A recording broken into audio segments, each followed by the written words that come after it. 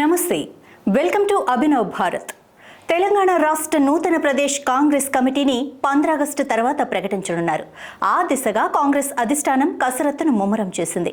ఈ నెల చివరి వారంలో పీసీసీ అధ్యక్షుడు, 4 కార్యనిర్వాహక అధ్యక్షులు, ప్రచార కమిటీ చైర్మన్లతో నూతన టీపీసీసీని ప్రకటించే అవకాశం ఉన్నట్లు తెలుస్తోంది. దాంతోపాటు మరికొన్ని కార్పొరేషన్లు, సంస్థలకు చైర్మన్ల పేర్లను అధిష్టానం ఆమోదించనున్నట్లు సమాచారం. మంత్రివర్గ విస్తరణకు మాత్రం మరికొంత సమయం పట్టే అవకాశం ఉందని, ఏఐసీసీని విస్తరించే పనిలో ఉన్న అధిష్టానం ఆ ప్రక్రియ పూర్తయిన తర్వాతే రాష్ట్ర మంత్రివర్గ విస్తరణపై దృష్టి సారించే ఆలోచనలో ఉన్నట్లు సమాచారం. శాసనసభ బడ్జెట్ సమావేశాలు జరుగుతున్నప్పుడే నూతన టీపీసీసీపై చర్చల కోసం CM Revanth Reddy, deputy CM Bhatti Vikramarka, మంత్రి ఉత్తమ్ కుమార్ రెడ్డిలకు అధిష్టానం నుంచి పిలుపు వచ్చింది. కానీ శాసనసభలో కీలకమైన ద్రవ్య వినిమయ బిల్లుపై చర్చ ఉండటం, సమావేశాలు ముగియగానే సీఎం అమెరికా పర్యటన షెడ్యూల్ ఖరారవడంతో ఢిల్లీ భేటీ వాయిదా పడింది. సీఎం రేవంత్ రెడ్డి హైదరాబాద్ వచ్చిన తర్వాత ఈ సమావేశం జరగనున్నట్లు పార్టీ వర్గాలు చెబుతున్నాయి. బీసీ లేదా లంబాడీల నుంచి అధ్యక్షుడిని ఎంపిక చేసే అవకాశం ఉందని, బీసీల్లో గౌడ సామాజిక వర్గం నుంచి ఎమ్మెల్సీ మహేష్ కుమార్ గౌడ్, మధు యాష్కి గౌడ్ పేర్లను పరిశీలించిన అధిష్టానం యాష్కి వైపే మొగ్గు చూపుతున్నట్లు తెలుస్తోంది. అలాగే లంబాడాల నుంచి ఎంపీ బలరాం నాయక్ పేరును ప్రధానంగా పరిశీలిస్తోంది. ఎస్సీ సామాజిక వర్గం నుంచి ఎంపిక చేయాలనుకుంటే ఏఐసీసీ కార్యదర్శి సంపత్ కుమార్ పేరునే ప్రధానంగా పరిగణలోకి తీసుకుంటారని సమాచారం.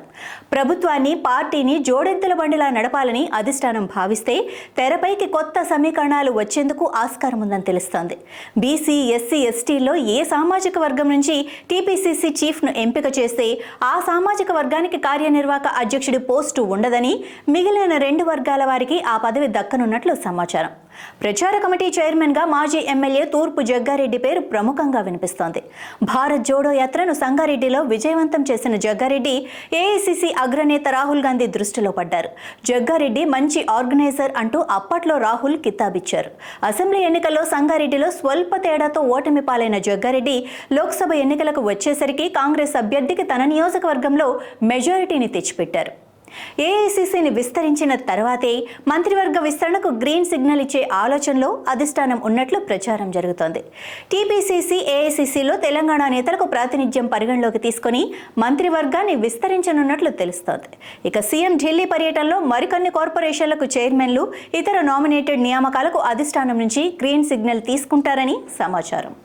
నాయకులారా, మీ పనితనం మీ అధినాయకులకు తెలియజేయాలనుకుంటున్నారు. ప్రజలారా, మీ సమస్యలను మీ నాయకులకు తెలియజేయాలనుకుంటున్నారు. ప్రజా సమస్యల పరిష్కార వేదిక మీ అభినవ్ భారత్.